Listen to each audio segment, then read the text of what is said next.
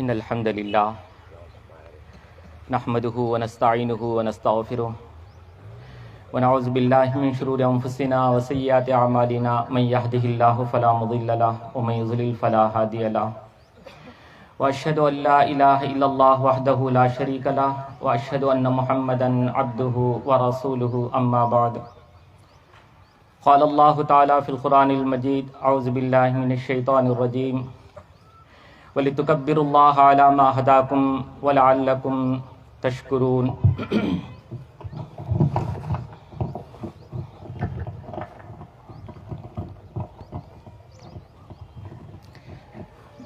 تمام تعریفیں حمد و ثنا بزرگی اور بڑائی اللہ رب العالمین ہی کے لیے لائق و زیبا ہے، جس کی ہم ہمیشہ تعریف کرتے رہتے ہیں۔ درود و سلام ہو آخری نبی پیارے رسول محمد مصطفیٰ احمد مجتبی صلی اللہ علیہ وسلم پر، جن کی جد و جہد، محنت و مشقت اور قربانیوں سے یہ دین ہم تک جو ہے صحیح سالم آ پہنچا ہے۔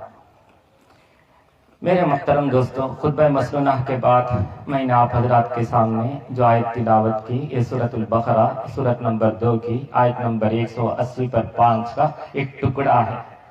فرمایا اللہ تبارک و تعالیٰ نے وَلِتُكْمِلُوا الْعِدَّةَ، تم لوگ اس رمضان کے روزے کی گنتی کو پوری کرنے کے لیے، اور وَلِتُكَبِّرُوا اللَّهَ عَلَى مَا هَدَاكُمْ، اس رمضان کے ذریعے، ان روزوں کے ذریعے اللہ تبارک و تعالیٰ نے تمہیں جو ٹریننگ دی، جو ہدایت دی، اس پر اللہ کی بڑائی بیان کرنے کے لیے آج کا دن مقرر کیا ہے۔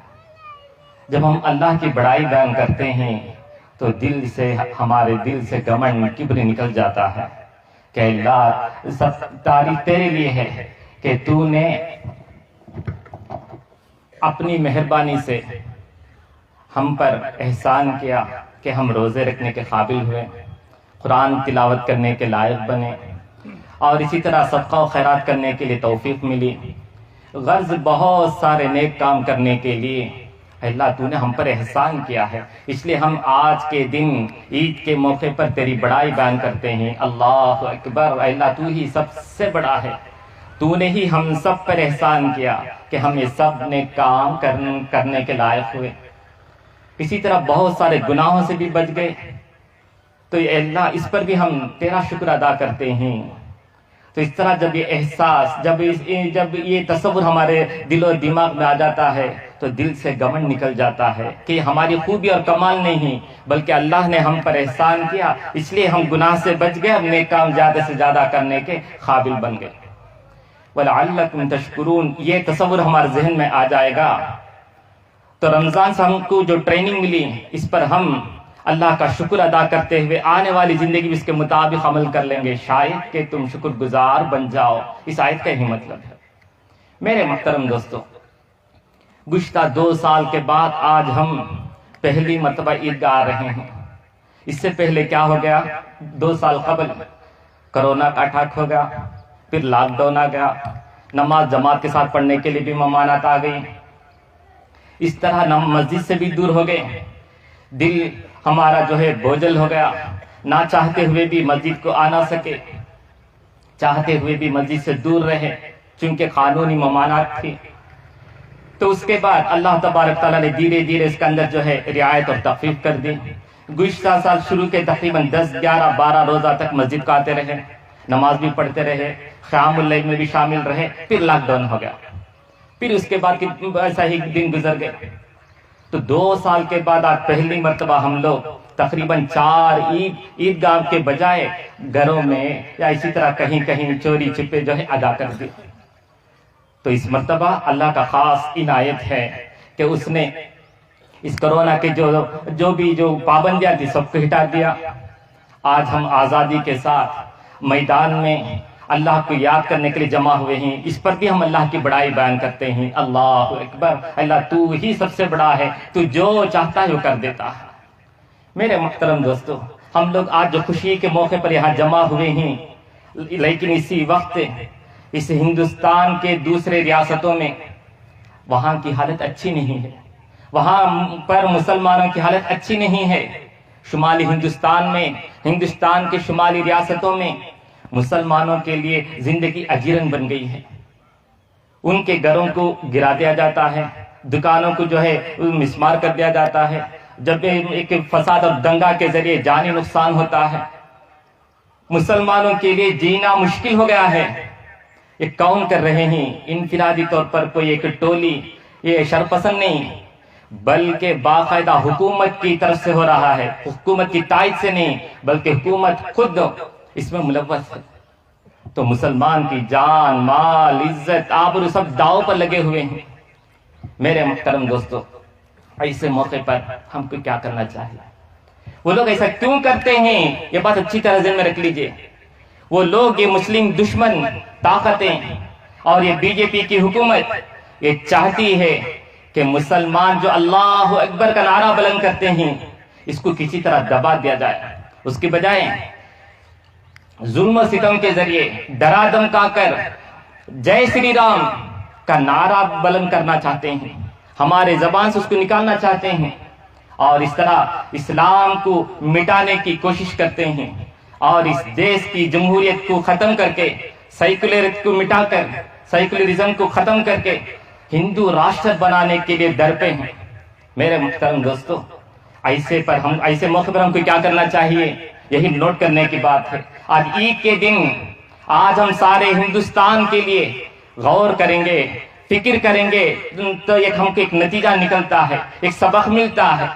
آج کا یہ وقت جو ہے, لمحہ یہ فکریہ ہے کہ ہم کو کیا کرنا چاہیے. کیا وہ لوگ ہم پر ظلم کرتے رہیں اور ہم سہتے رہیں, یا اس کا مقابلہ کریں؟ اس کے لیے حکمت عملی کیا ہو, یہ بات غور کرنا چاہیے. میرے محترم دوستو, جب ہم اس ناحیے کے ساتھ غور کرتے ہیں تو کیا ہندوستان میں آج کے دور میں جو مسلم دشمن طاقتیں اسلام کے در پہ ہے, کیا اس سے پہلے کبھی نہیں ہوا؟ اسلام کی تاریخ میں اس سے پہلے کئی مرتبہ اس طرح ہوا ہے کہ اسلام کو دبانے کے لیے, اسلام کو کچلنے کے لیے, اسلام کا صفایا کرنے کے لیے پوری کوشش ہوئی ہے. لیکن تاریخ, اسلامی تاریخ ہم کو یہ سبق دیتی ہے کہ اسلام کو جب بھی دبایا جاتا ہے یہ اتنا ہی ابھرتا رہا ہے. جتنا اس کو کچلنے کی کوشش کی گئی اتنا ہی یہ جو ہے اور بھی ابھر کر ثابت قدمی کے ساتھ اور بھی یہ جو مضبوطی کے ساتھ ابھرتا ہوا آیا ہے. اسلام دبنے والا نہیں, دبانے سے جو ہے اور بھی ابھر کر آتا ہے. میرے محترم دوستو, یہ تو اسلامی تاریخ ہے, بے شمار واقعات ہیں. آپ کو ایک واقعہ بتاتا ہوں, ایک میں کئی واقعات آگے بتا دیتا ہوں. ایک قرآن کی آیت سن لیجیے. قرآن پاک میں سورہ صف سورت نمبر 60 پر 8 آیت نمبر 8 میں اللہ تبارک تعالیٰ فرماتا ہے, یریدون لیطفئوا نور اللہ بافواہہم. یہ دشمن لوگ چاہتے ہیں کہ اللہ کے اس دین کو, اللہ کی اس روشنی کو اپنے پھونکوں سے بجھا دے. پھونکوں سے مراد کیا ہے؟ اپنی زبان سے جھوٹے الزام لگا کر, بے جا اعتراضات کے ذریعے اسلام کو جو ہے روک دیں, اسلام کی تبلیغ کو بند کر دیں, مسلمان کو اسلام سے بدظن کر دیں, مسلمان کو اسلام سے خارج کر دیں. وہ لوگ یہ چاہتے ہیں. واللہ متم نورہ, لیکن اللہ تعالیٰ ہے کہ وہ جو اس دین کو مکمل کر کے رہے گا, پورے دنیا پر غالب کر کے رہے گا. وَلَوْ كَرِهَ الْكَافِرُونَ, اگرچہ کافر اس کو پسند ہی نہیں کرتے, لیکن اللہ کیا چاہتا ہے کہ اسلام سب دین پر غالب کرانا چاہتا ہے. اس لیے وہ اسلام کے در پہ ہی اس کشمکش میں, اس مقابلے میں اسلام دبتا نہیں, اسلام ابھر کر اوپر آ جاتا ہے. یہ بات اچھی طرح ذہن میں رکھ لیجیے. میرے محترم دوستو, اس واقعے میں جو اسلام جب بھی دبایا جاتا ہے ابھرتا ہے, اس کے لیے بے شمار واقعات ہیں, ایک دو نے بے شمار واقعات ہیں. میرے محترم دوستو, بزرگ اور بھائیوں, ماں اور بہنوں, اسلام ہم کی صرف یہ نہیں سکھاتا کہ اسلام یہ خوشحال زندگی کس طرح بسر کی جائے, اس کے طور طریقے کیا ہیں, صرف وہ نہیں سکھاتا, بلکہ وہ بھی سکھاتا ہے کہ خوشحالی میں شکر کی زندگی بسر کرنا ہے, مصیبت کے وقت صبر کرنا ہے, مصیبت آزمائش کے وقت استقامت کے ساتھ رہنا ہے. اسلام ہم کی تعلیم دیتا ہے. انبیاء اکرام کی تاریخ اٹھا کے دیکھ لیجئے, صحابہ اکرام کی زندگی کی قربانیوں کو دیکھیے. ہر جگہ پریشانیوں کا سامنا ہوا, لیکن اس میں انبیاء اکرام کامیاب رہے, صحابہ اکرام اس میں کامیاب ہوئے. یہ جو واقعات ہے انبیاء اکرام اور صحابہ اکرام کا واقعہ صرف سننے اور جاننے کے لیے نہیں, بلکہ اس میں ہمارے لیے سبق اور نصیحت ہے کہ ہماری زندگی میں بھی اس طرح کوئی آزمائش آئے تو اس سے ڈرنے کی بجائے ثابت قدمی کے ساتھ استقامت کے ساتھ دین پر قائم رہیں گے تو اللہ تعالی ہم کو غالب کر دے گا۔ میرے محترم دوستوں، بزرگ اور بھائیوں، ماں اور بہنیں، بات اچھی طرح یاد رکھ لیجئے، آج ہندوستان میں کسی بھی ایک آدمی کو صرف مسلمان ہونے کے ناطے اس پر ظلم ہوتا ہے، اس کو مارا جاتا ہے، پیٹا جاتا ہے، تو اس وقت اس کا مطلب کیا ہے؟ اس کا مطلب یہ ہے کہ اللہ تعالی ہم مسلمانوں کی آزمائش کر رہا ہے۔ تو اس وقت ہم مسلمانوں کو کیا کرنا چاہیے؟ صبر کے ساتھ، دینی طاقت کے ساتھ اس کا مقابلہ کرنا چاہیے۔ اسلام ہم کی یہی تعلیم دیتا ہے۔ قرآن پاک کے اندر اس کے لیے بے شمار واقعات ہیں۔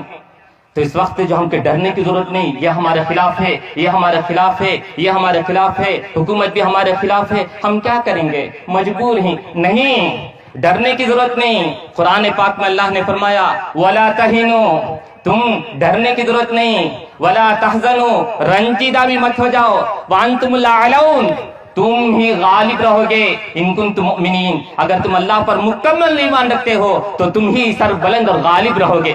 اسلام ہی کہتا ہے۔ تو ہم اب ذہن میں بات بٹا لینی چاہیے کہ ہم دین پر عمل کر رہے ہیں، ہم اللہ کے فرما بردار ہی مسلمان ہیں۔ جب اللہ آزماتا ہے تو ہم اللہ کے دین پر ثابت قدم رہیں گے تو اللہ ہماری ضرور مدد کرتا ہے۔ فرمایا اللہ تبارک و تعالیٰ نے ان تنصروا اللہ ینصرکم، اگر تم اللہ کے دین کی مدد کرو گے، اللہ کی دین کی مدد کیا؟ آپ خود دین کے برابر عمل کرتے رہو گے، یثبت اقدامکم، تو اللہ تعالیٰ تمہاری مدد کرے گا اور تمہاری قدموں کو مضبوط کر دے گا، ثابت قدمی عطا کرے گا کہ تم پریشان نہیں ہوگے۔ اللہ تعالیٰ سپورٹر کو پیدا کر دے گا کہ تمہارے اندر ہمت اور بھی آ جائے گی۔ قرآن پاک میں اسی طرح کئی آیتوں میں اللہ نے فرمایا کہ اِنَّا لَنَنْصُرُ رُسُلَنَا وَالَّذِينَ آمَنُوا، ہم رسولوں کی بھی مدد کر چکے ہیں، ایمان والوں کی مدد کر چکے ہیں، فی الحیات الدنیا، اس دنیا کی زندگی میں ہی، وفی الآخرہ ویوم یقوم الاشہاد، اور قیامت میں جب گواہی قائم کی جائے گی اس وقت بھی ضرور مدد کریں گے۔ تو اللہ کا وعدہ ہے۔ اور جگہ فرمایا اِنَّا وَكَانَ حَقًّا عَلَيْنَا نَصْرُ الْمُؤْمِنِينَ، ایمان والوں کی مدد کرنا ہمارا ذمہ ہے، اللہ تعالیٰ کہتا ہے۔ تو ہم دین پر ثابت قدم رہ جائیں گے تو ہر طرف سے اللہ کی مدد آتی رہتی ہے۔ اب آنکھوں کے سامنے بھی ہم دیکھتے ہیں نا میرے بزرگ اور بھائیوں، ہم لوگ آنکھوں سے دیکھتے ہیں کہ جہاں اس دیش میں مسلمانوں پر کئی طرح سے ظلم و زیادتی ہوتی ہے تو کئی لوگ ہماری تائید میں آواز اٹھاتے رہتے ہیں۔ میرے محترم دوستو، سب سے پہلی بات کیا ہے؟ ہم جس دیش میں رہتے بستے ہیں، یہاں پر جو ہے جنگل راج نہیں ہے، اور یہ دیش جو ہے سیکولرزم نیشن ہے، سیکولر اسٹیٹ ہے، جمہوری ملک ہے اور غیر جانبدار ملک ہے، اس لیے اس کو ہندو راشٹر قانونی لحاظ سے بنایا ہی نہیں جا سکتا۔ صرف وہ جو ہے واویلا بچاتے ہیں، ہرگز نہیں ہوتا۔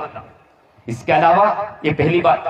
دوسری بات، اس دیش کے اندر رہنے والے بے شمار غیر مسلم حضرات، دوسرے مذہب کے لوگ ہندوستان کی جمہوریت اور اس کی رواداری کی جو ہے دل دادا ہیں، اس جمہوریت کو پسند کرتے ہیں، اس جمہوریت کے لیے آواز بلند کرتے ہیں۔ اس طرح مسلمانوں پر جو ظلم ہوتا ہے اس کے خلاف وہ لوگ بھی آواز اٹھاتے ہیں۔ آپ اکیلا تنہا اور نہتا نہیں ہیں، یہ بات یاد رکھ لیجئے، پہلی بات۔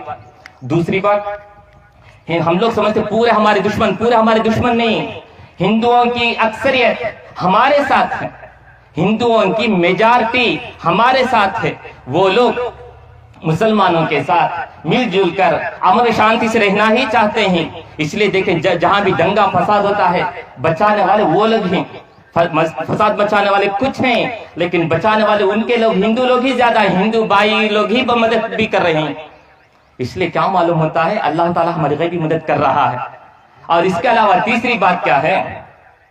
خریف کا ایک واقعہ، رام نومی چالیسا جو چل رہا تھا، لاکھوں کے حساب سے ہندو لوگ اس کے اندر عقیدت کے ساتھ جا کر پوجا کر رہے ہیں، مسلمان کو کوئی خطرہ نہیں، وہ عقیدت کے ساتھ بھکتی کے ساتھ جاتے ہیں، پوجا پاٹ کر کے جاتے ہیں۔ لیکن 100 گنتی کے 100 گنڈے لوگ، شر پسند سر پھرے لوگ ہتھیاروں کے ساتھ جلوس کے شکل میں نکلتے ہیں، مار داڑ ہنگامہ کرتے ہیں، تو کیا معلوم ہوا؟ ہندو کی اکثریت ہمارے دشمن نہیں بلکہ ان میں سے ایک لاکھ کے مقابل میں 100 کے برابر یہ ہندو دہشت گرد فسطائی طاقت ہی ہمارے جان کے در پہ ہے. اسی لیے اکثریت ہماری تائید میں ہے. 100 آدمی آتے ہیں وہاں پر مسلمان کی جان مال کو سب نقصان ہوا. لاکھوں لوگ جمع ہوئے 40 میں، کچھ بھی مسلمان کا نہیں بگاڑا، بلکہ وہ لوگ چاہتے بھی نہیں. تو ہندو اکثریت ہمارے ساتھ ہیں.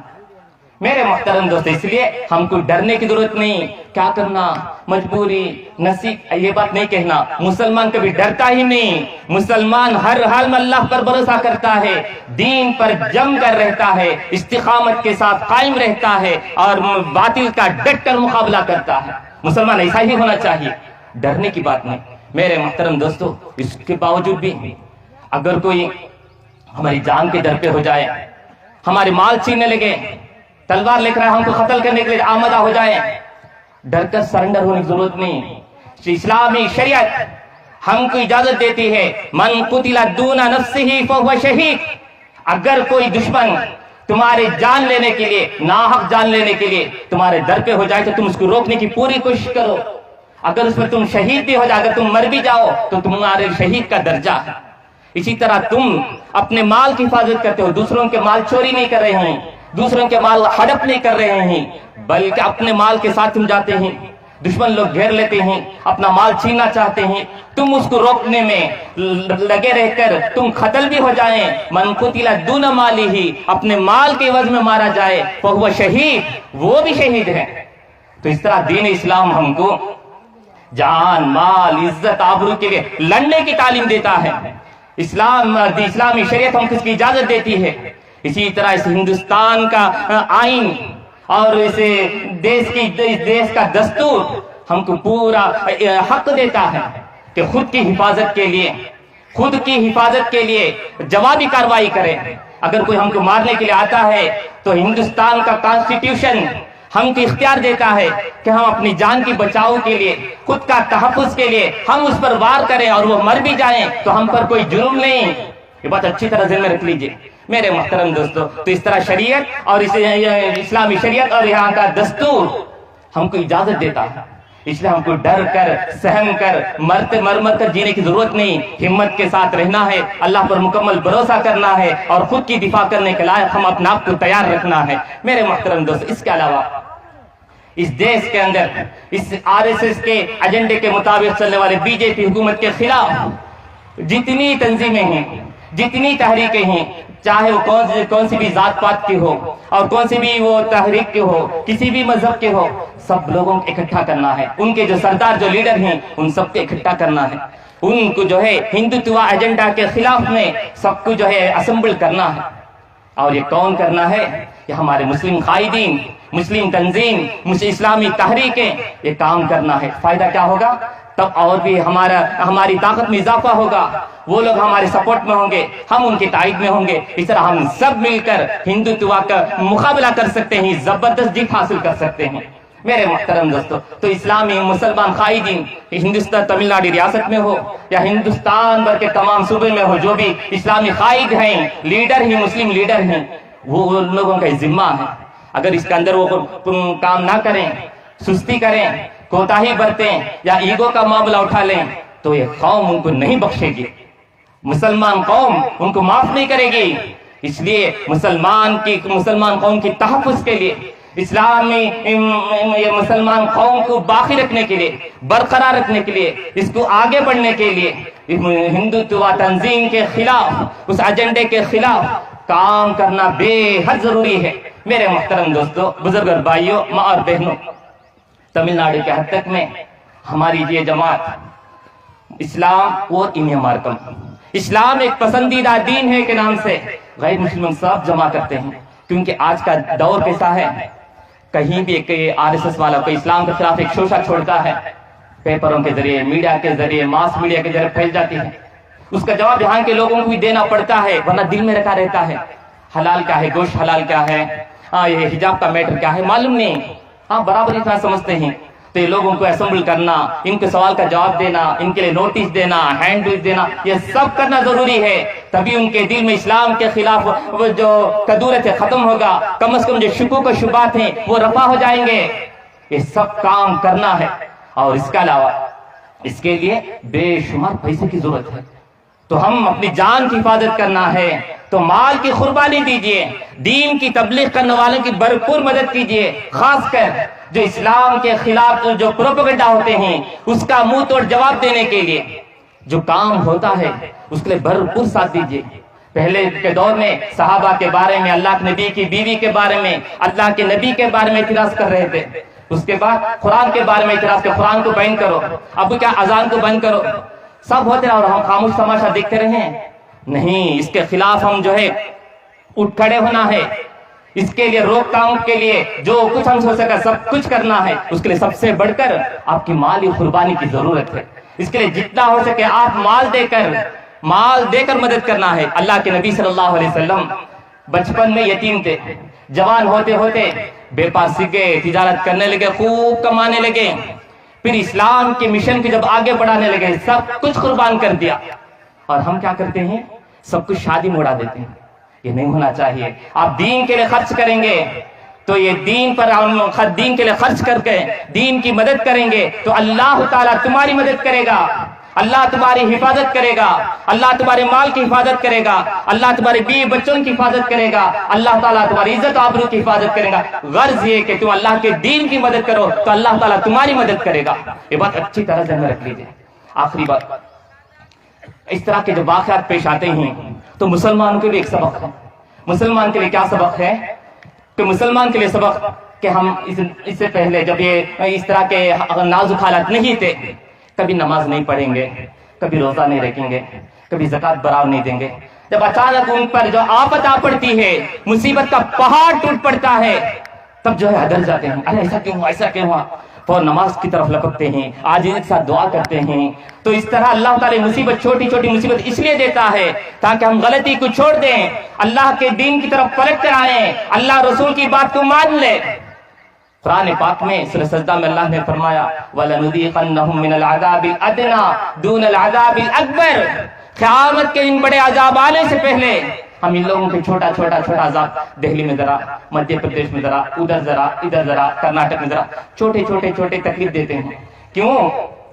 فرمایا لعلہم یرجعون، تاکہ وہ اپنی غلطیوں سے رجوع کر لیں، دین کی طرف پلٹ کر آ جائیں، اسلام پر گامزن ہو جائیں، قرآن و حدیث پر جم جائیں اور اس کے مطابق عمل کریں۔ اس کے لیے اللہ تعالیٰ دیتا ہے۔ تو اس میں آج کے دن، آج یہ عید الفطر کے اس موقع پر ہم کو عزم کرنا ہے، تحیہ کرنا ہے کہ اللہ ہم سے بہت ساری غلطیاں ہو چکی ہیں، ہم نے دین کے لیے تھوڑا بہت قربانی دی ہے، اللہ اس کے بعد ہم پہلے کے مقابل میں 2 گنا 3 گنا دین کے لیے خوب مدد کروں گا، دین کی تبلیغ کے لیے بے تحاشا مدد کروں گا، مجھ سے جتنا ہو سکے سب کچھ کروں گا۔ اور دوسرا کیا کرنا ہے؟ اے اللہ میں اب تیرے پاس توبہ کرتا ہوں، تیری طرف رجوع کرتا ہوں، اب میں دین کے مطابق مرتے دم تک عمل کرتا رہوں گا، دین کے خلاف کوئی کام نہیں کروں گا۔ اس طرح کر لیں گے تو چونکہ ہم توبہ کر لیتے ہیں تو اللہ تعالی ہم کو بے حد پسند کر لیتا ہے، اور جب ہم توبہ کر کے استغفار کرتے رہتے ہیں تو اللہ تعالی ہم پر عذاب نازل نہیں کرتا۔ فرمایا اللہ تبارک و تعالی نے وَمَا كَانَ اللَّهُ مُعَذِّبَهُمْ، اللہ تعالی اس قوم پر عذاب نازل نہیں کرتا وَهُمْ يَسْتَغْفِرُونَ، جب وہ اپنی غلطی کے اعتراف کر کے اللہ کے سامنے جھک جاتے ہیں، سجدہ ریز ہو جاتے ہیں، گڑ گڑا کر معافی مانگتے ہیں، اللہ ان پر عذاب نازل نہیں کرتا۔ تو ایسی جگہ پر مسلم کچھ فسادات نہیں ہوں گے۔ اس لیے 2 سبق ہے، غیر مسلم میں بھی دعوت تبلیغ کرنا ہے، ہم بھی سدھرنا ہے، لوگوں کی اصلاح کرنا ہے۔ تو جمعیت سلفیہ کرنا بیٹھے مسلمان کے اندر بہت کام کر رہی ہے، گھروں کے اندر، عورتوں ہی دین سے بہت دور ہوتے جاتے ہیں، تو ان کے لیے ہفتہ واری پروگرام چلاتے رہتے ہیں۔ قریب رمضان سے پہلے بھی ایک بہت بڑا پروگرام شادی محل میں تقریباً 20,000 روپے تک لاگت آئی کرا دی۔ عورتیں کہنے لگی اس طرح کے پروگرام مہینے میں، یہ 2 مہینے میں ایک بار تو ہونا چاہیے۔ بہت ساری باتیں سمجھ میں آئی، اس سے پہلے معلوم نہیں۔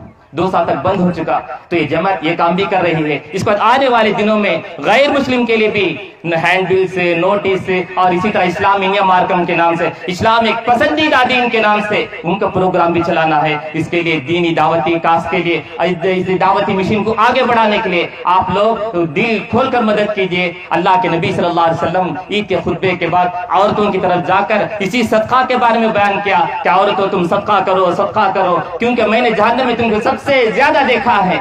تو اس طرح عید کے دن میں صدقہ کے بارے میں اللہ کے نبی نے ترغیب دی ہے۔ اللہ تبارک و تعالیٰ سے آپ دعا کیجیے کہ ہندوستان کی جو حالت نازک ہیں، یہ فسطائی طاقت کے ذریعے، ہندوتوا فسطائی طاقت کے ذریعے مسلمانوں کے لیے جو خطرہ ہے وہ ٹل جائے۔ ان کے مد مقابل میں جو لوگ ہیں جمہوریت کے چاہنے والے ہیں، اللہ تعالیٰ ان سب کو اکٹھا کریں اور ان کے ذریعے مسلمانوں کی تائید کریں، اور اللہ تعالیٰ مسلمانوں کی دل کے اندر جو ہے ایمانی طاقت کو مضبوط کر دیں کہ وہ باطل کے مقابل میں ڈٹ جائیں۔ اللہ تبارک تعالیٰ مجھے آپ تمام کو دین کے مطابق خود کو بھی عمل کرنے اور دوسروں کو اس کی دعوت و تبلیغ کرنے کی توفیق عطا فرمائے۔ وآخر دعوانا ان الحمدللہ رب العالمین۔